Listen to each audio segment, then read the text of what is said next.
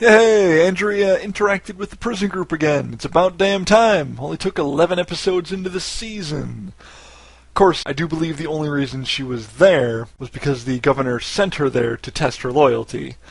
He had a good feeling she would come back to him and be a part of Woodbury, be a part of his life under his spell, and he was right. And I seriously do mean sent. Don't be confused about that for a second. I know the governor went through his spiel about not wanting her to go, that if she goes she has to remain there and all that, but that's clearly not true because she's back in Woodbury and sleeping with him, so he definitely sent her. It was all part of his plan. And speaking of being sent, this is a crazy twist idea that I came up with that, while I don't think it's really going to come true, I want to tell you guys while I'm thinking about it right now.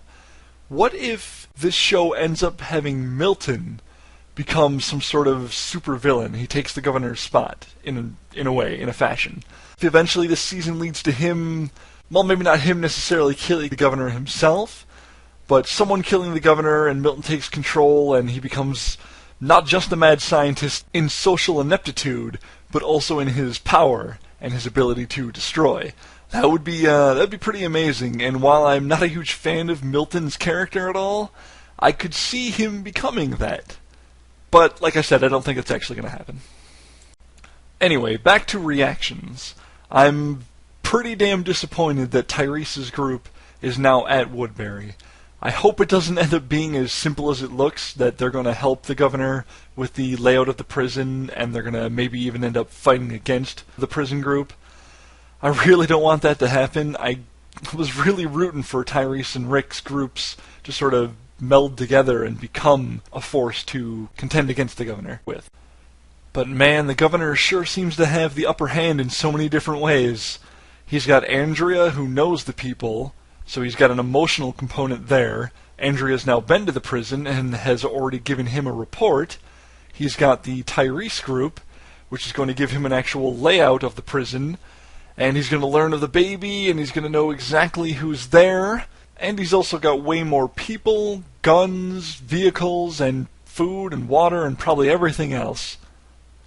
What I'm really hoping is that the governor doesn't have another thing over Rick's group very soon, that being Michonne.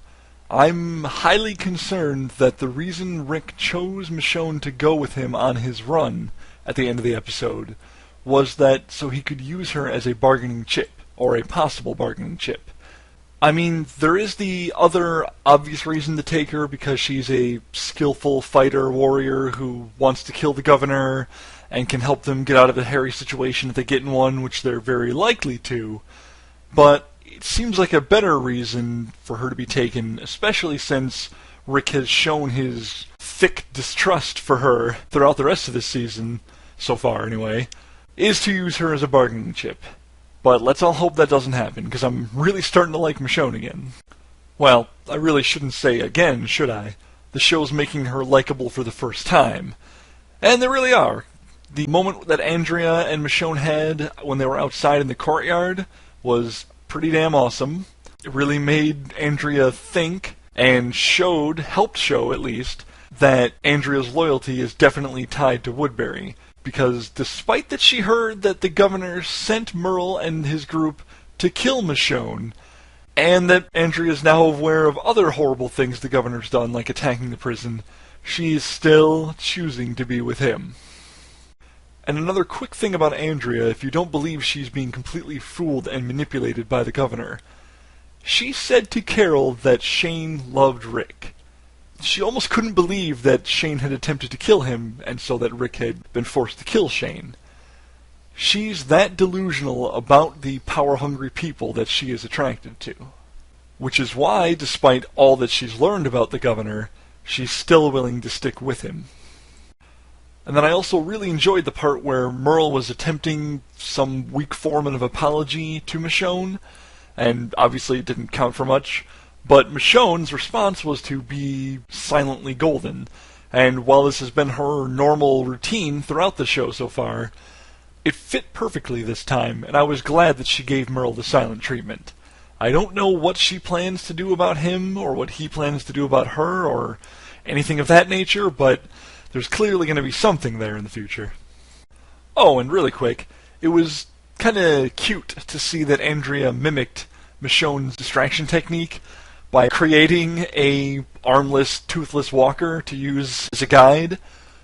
And part of me really hopes that there was something more between them than just a friendship. I'm not trying to be a weirdo or pervert about it, but I just mean even from a storytelling and romantic perspective, it would be nice if there was actually something there. I mean, end of the world and they were together for 7 months, it would sort of make sense. The last thing I think I need to bring up for this episode is the 2 different people yelling at Rick at the beginning of the episode. Although Carl didn't really yell, but Herschel yelling at him and then Carl saying what he did. They both basically gave him a, hey, get it together speech, but of completely different natures that I think are trying to lead to the same thing. You see, Herschel's was the more obvious one, in that he told Rick, hey, you told us that this was now a dictatorship, you're supposed to take charge and supposed to do something, so stop fucking around, get your head on straight, take control, and save us again. But then Carl came up and basically told his dad, you should stop, you should take a break, you don't need to be the leader anymore, you're not doing a good job anyway. He didn't actually say that part, but it was sort of implied. However, I don't think that's what he meant.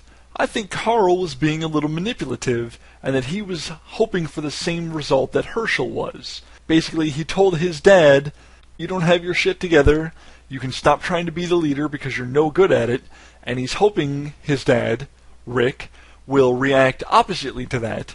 I think they're both telling Rick what he needs to hear, and I also think that it's eventually going to work.